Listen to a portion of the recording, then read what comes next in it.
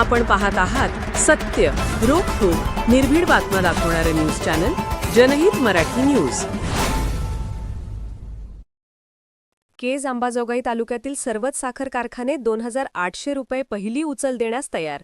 तहसीलदार Rakesh Gidde, police निरीक्षक स्वप्नील उनवणे यांच्या मध्यस्थीने चक्का जाम आंदोलन स्थगित. केस अंबाजोगाई तालुक्यातील अंबा सहकारी साखर कारखाना, येडेश्वरी ॲग्रो प्रॉडक्ट आनंदगावसा, गंगामाऊली शुगर उमरी केज या कारखाना क्षेत्रातील ऊस उत्पादक शेतकऱ्यांना यावर्षी विनाकपात 3000 रुपये पहिली उचल देण्याची मागणी करत केसच्या छत्रपती शिवाजी महाराज चौकात ऊस उत्पादक शेतकऱ्यांच्या वतीने आज दिनांक 3 डिसेंबर रोजी बेमुदत चक्का जाम आंदोलन पुकारले होते.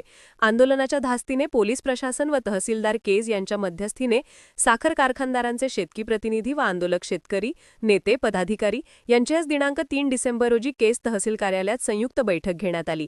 या बैठकीला तहसीलदार राकेश गिड्डे, केस पोलीस ठाण्याचे पोलीस निरीक्षक स्वप्नील उनवणे, गंगामाऊली शुगरचे शेतकी अधिकारी श्री अदनाक, येडेश्वरी ॲग्रो प्रॉडक्टचे श्री पाटील, शेतकरी कामगार पक्षाचे राज्य चिटणीस मंडळ सदस्य भाई मोहन गुंड, शेतकरी संघटनेचे राज्य कार्याध्यक्ष कालिदास आपेट, क्रांतिकारी शेतकरी संघटनेचे बीड जिल्हा अध्यक्ष कुलदीप करपे, यावेळी जेडी देशमुख, भाई रामलिंग पाटील, भाई मंगेश देशमुख, भाई महेश गायकवाड, योगेश अंबाड, दिगंबर तपसे, भाई सुमंतण्णा उमरे, आंदोलक शेतकरी यांची संयुक्त बैठक संपन्न झाली. या बैठकीत ऊस दरासंदर्भात अनेक चर्चांच्या फेऱ्या झाल्या.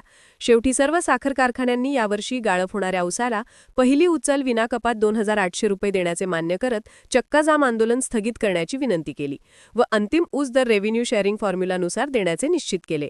यावर सर्व शेतकऱ्यांनी एकमत करून चक्का जाम आंदोलन स्थगित केले. आज सायंकाळपर्यंत सर्व कारखान्यांनी लेखी पत्र देण्याचे मान्य केले आहे. जर त्यांनी लेखी पत्र दिले नाही तर पुन्हा आंदोलनाचे हत्यार उपसू, असा निर्वाणीचा इशारा देखील आंदोलकांनी दिला आहे.